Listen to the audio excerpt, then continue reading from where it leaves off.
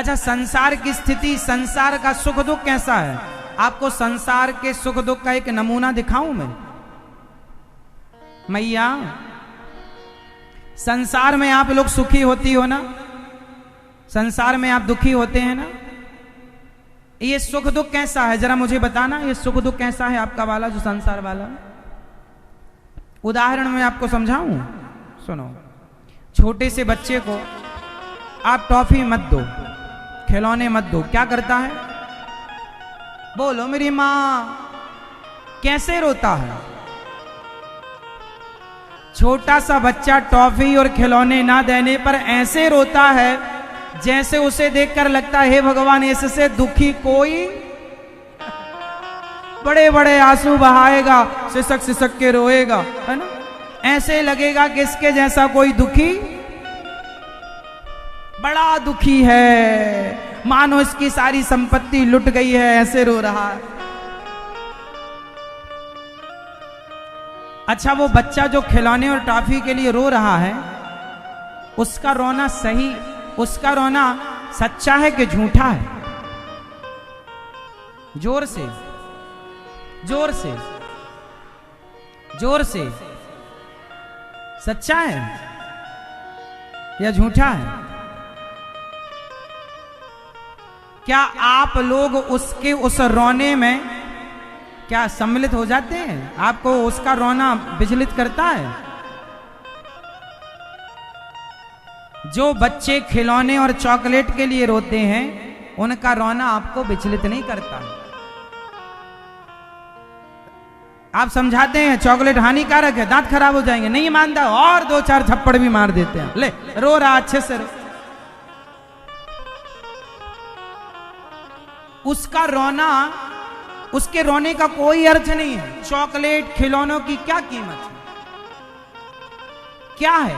लेकिन रो तो ऐसे ही रहा है, बिल्कुल सच्ची जैसा लग रहा है झूठा, लेकिन लग रहा है सच्ची। उसी तरह जब आप लोग रोते हैं, हे भगवान पद प्रतिष्ठा दिला दो, हे भगवान ये प्लॉट दिला दो, हे भगवान इनसे शादी करा दो, हे भगवान ये दिला दो, ये दिला दो, तो ये भी भगवान के लिए आप भगवान से ये खिलौने और चॉकलेट की ही डिमांड करते हैं। जैसे बच्चे के रोने से आप विचलित नहीं होते, ऐसे संसार के लिए आप रोते हैं तो वो भगवान भी विचलित नहीं होते। रो रहा है संसार के लिए, संसार के लिए रोने से कोई अर्थ नहीं। उस बच्चे की तरह झूठा रोना है आप लोगों का संसार के लिए। तो फिर सच्चा रोना क्या है? अच्छा, कोई बच्चा रोए, उसे कोई खिलौना दे तो ना ले, टॉफी दे तो ना ले, चॉकलेट दे बिल्कुल ना ले, वो केवल मां की गोद के लिए रोए। वो किसी की गोद में ना जाए, सबकी गोद में जाए और रोता रहे, केवल मां की गोद में आने के लिए रोए, तो फिर मां कितनी भी जिद्दी हो, अपनी जिद भुलाकर उस बच्चे को गोद में लेती है। उस बच्चे का रोना किसके लिए था? मां के लिए, और मां के लिए रोना था तो मां मिल गई। उसी तरह जब आप संसार के खिलौने से, पद प्रतिष्ठा के खिलौनों से मन हटाओगे और भगवान के लिए रोकर पुकारोगे, तो भगवान सारा काम छोड़कर तुम्हें अपनी गोद में ऐसे ही ले लेंगे जैसे जैसे जैसे उस बच्चे को मां ने गोद में ले लिया। अच्छा, यहां एक बात समझने की है, गोद तो दादी की भी होती है, गोद तो दादाजी की भी होती है, गोद तो पिता की भी होती है, पर बच्चा सबसे ज्यादा किसकी गोद के लिए रोता है? जोर से, मां की गोद के लिए। क्या आप लोग मुझे बता सकते हैं कि बच्चा आखिर मां की गोद में जाते ही चुप क्यों हो जाता है? क्या मिल जाता होगा उसे? दादा की गोद में था, रो रहा था, दादी की गोद में था, रो रहा है, संसार के लोगों की गोद में था, रो रहा, खिलौने टॉफी चॉकलेट में रो रहा, लेकिन मां की गोद में जाती बच्चा चुप। जरा मुझे बताओ कि आखिर मां की गोद में जाते ही उसे क्या मिल गया, क्या पा लिया उसने? उत्तर दो, क्या पा लिया? क्या पा लिया? जोर से। जो उसने पा लिया उसके लिए कोई शब्द नहीं।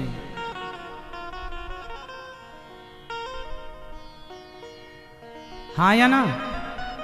जैसे बच्चा सबकी गोद में जाने के बाद शांति से माँ की गोद में रहता है, उसी प्रकार तुम संसार में सब कुछ पालो, पर वो परम शांति भगवान की गोद में जाने पर ही प्राप्त होगी।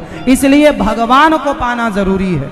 संसार का सुख दुख कर्मों के अनुसार है, पर परम आनंद परम शांति भगवान की शरण में जाने पर ही मिलेगी।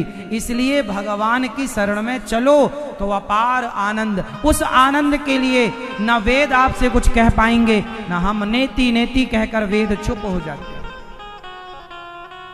जैसे वो बच्चा माँ की गोद में चला गया तो क्या मिल गया, ये बच्चा कैसे बताएगा, उसके पास बताने के शब्द नहीं है, पर वो महसूस कर रहा उस आनंद को।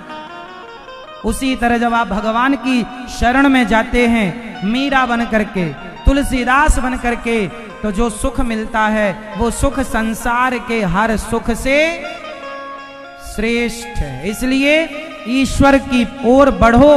भगवान ने सुख दुख दिया, कर्मों का सुख दुख का दंड भोगते हुए उस परम शांति, उस परम भगवान की तरफ बढ़ो। उस गोद में जाने से ही हमारी दौड़ समाप्त होगी। गंगा गंगोत्री से निकलकर दौड़ती रहती है। बताओ कहां जाकर के गंगा की दौड़ समाप्त होती है? जब गंगा जाकर के सागर से मिलती है ना, तो शांत हो जाती है। परम शांति, परम शांति। उसी प्रकार ये जीवात्मा गंगा है, और ये जीवात्मा रूपी गंगा जब परमात्मा रूपी सागर में जाकर मिलेगा, तब परम शांति परम आनंद का अनुभव। इसलिए भगवान की शरण में जाओ, भगवान के शरण में जाओ और भगवान से अपना संबंध रखो।